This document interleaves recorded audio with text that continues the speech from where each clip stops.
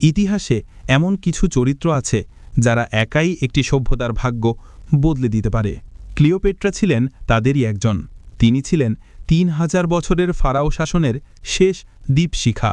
তিনি শুধু একজন রানী ছিলেন না, তিনি ছিলেন এক কৌশলী রাজনীতিবিদ, একাধিক ভাষার বক্তা এবং এমন একজন নারী যার প্রেম প্রাচীন বিশ্বের সবচেয়ে শক্তিশালী পুরুষদের সিংহাসন কাঁপিয়ে দিয়েছিল। কিভাবে একজন গ্রিক বংশোদ্ভূত রানী মিশরের পতনকে রোমানদের হাত থেকে রক্ষা করতে চেয়ে ব্যর্থ হলেন? চলুন মিশরের শেষ অধ্যায়ে প্রবেশ করা যাক। ক্লিওপেট্রা ছিলেন গ্রিক টলেমাইক বংশের। তিনি ছিলেন ব্যতিক্রমী, কারণ তিনি মিশরের স্থানীয় ভাষা শিখেছিলেন। যখন রোম তার বিশাল সামরিক শক্তি দিয়ে ভূমধ্যসাগরীয় অঞ্চলে আধিপত্য বিস্তার করছিল, তখন ক্লিওপেট্রা জানতেন মিশরের স্বাধীনতা বাঁচানোর একমাত্র পথ হল রোমের ক্ষমতাকে ব্যবহার করা। ৪৯ খ্রিস্টপূর্বাব্দ। ক্লিওপেট্রা তখন বিতাড়িত। এই সময় রোমান জেনারেল জুলিয়াস সিজার মিশরে আসেন। ক্লিওপেট্রা জানতেন এই মানুষটি তার শেষ ভরসা। প্রচলিত আছে তিনি একটি জমকালো গালিচার ভেতরে লুকিয়ে সিজারের ব্যক্তিগত কক্ষে পৌঁছেছিলেন। সিজার মুগ্ধ হলেন তার সাহসিকতায় এবং রাজনৈতিক প্রজ্ঞায়। সিজারের সাহায্যে তিনি সিংহাসনে ফিরে এলেন। তাদের সম্পর্ক শুধু প্রেম ছিল না, ছিল এক রাজনৈতিক জোট। তাদের পুত্র সিজারিয়ন জন্ম নিল, যে ছিল ফারাও এবং রোমান নেতার উত্তরাধিকারী। কিন্তু ৪৪ খ্রিস্টপূর্বাব্দে সিজার খুন হলে সেই জোট ভেঙে গেল। ক্লিওপেট্রা মিশরে ফিরে এলেন, কিন্তু তিনি জানতেন রোম আবার আসবে। সিজারের মৃত্যুর পর রোমে ক্ষমতা ভাগাভাগি হল। পূর্বাঞ্চলের ভার নিলেন আরেক শক্তিশালী জেনারেল মার্ক অ্যান্টনি। ক্লিওপেট্রার বিরুদ্ধে অভিযোগ ছিল যে তিনি রোমের শত্রুদের সাহায্য করেছেন। অ্যান্টনি তাকে তলব করলেন। ক্লিওপেট্রা এবারও নাটকীয়তার আশ্রয় নিলেন। তিনি হাজির হলেন এক স্বর্ণমণ্ডিত জাহাজে করে, রানী হিসেবে, দেবী আফ্রোদিতির সাজে। অ্যান্টনি তার ঐশ্বর্য, সংস্কৃতি ও সৌন্দর্যে পুরোপুরি মোহিত হয়ে গেলেন।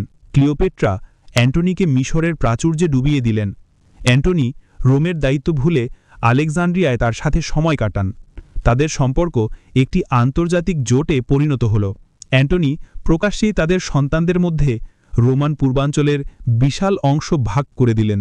এই কাজ রোমের পশ্চিমাংশের নেতা অক্টাভিয়ানকে, সিজারের উত্তরাধিকারীকে চরম বিক্ষুব্ধ করে তুলল। অক্টাভিয়ান রোমে প্রচার করতে শুরু করলেন যে অ্যান্টনি একজন বিদেশি রানীর হাতের পুতুল। এই প্রেম রোমের মর্যাদা ক্ষুণ্ণ করছে। যুদ্ধ অনিবার্য ছিল। ৩১ খ্রিস্টপূর্বাব্দ।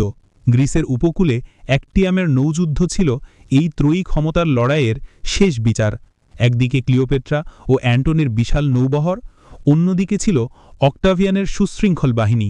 যুদ্ধের এক গুরুত্বপূর্ণ মুহূর্তে ক্লিওপেট্রা তার ৬০টি জাহাজ নিয়ে যুদ্ধক্ষেত্র থেকে হঠাৎ পালিয়ে গেলেন। কিংকর্তব্য বিভোরু অ্যান্টনিও রানীকে অনুসরণ করে যুদ্ধ ছেড়ে চলে গেলেন।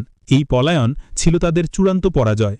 মনোবল হারানো অ্যান্টনির বাহিনী পরে অক্টাভিয়ানের কাছে আত্মসমর্পণ করে। ১ বছর পর অক্টাভিয়ান মিশরের রাজধানী আলেকজান্দ্রিয়ায় প্রবেশ করলেন।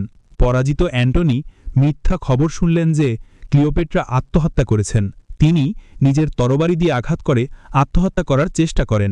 জীবনের শেষ নিঃশ্বাস নিতে অ্যান্টনিকে ক্লিওপেট্রার কাছে নিয়ে যাওয়া হল। এখানেই ইতিহাসের অন্যতম বিখ্যাত প্রেম কাহিনীর করুণ সমাপ্তি ঘটল।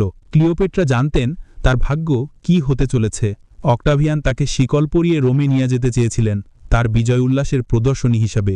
কিন্তু ক্লিওপেট্রা রানী হিসেবেই বিদায় নিতে চাইলেন।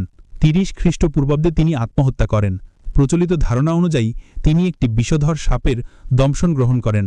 তার মৃত্যুর সাথে সাথেই ফারাওদের ৩,০০০ বছরের প্রাচীন মিশরীয় সাম্রাজ্যের সূর্য অস্ত গেল।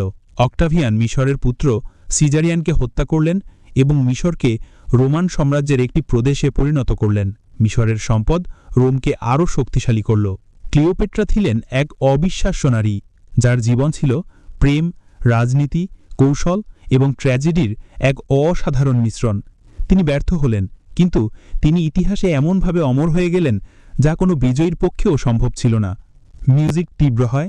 এই ছিল মিশর সাম্রাজ্যের শেষ রানীর গল্প। প্রাচীন মিশর নিয়ে আপনার প্রিয় রহস্য কি? কমেন্টে জানাতে ভুলবেন না। ভিডিওটি ভালো লাগলে লাইক করুন।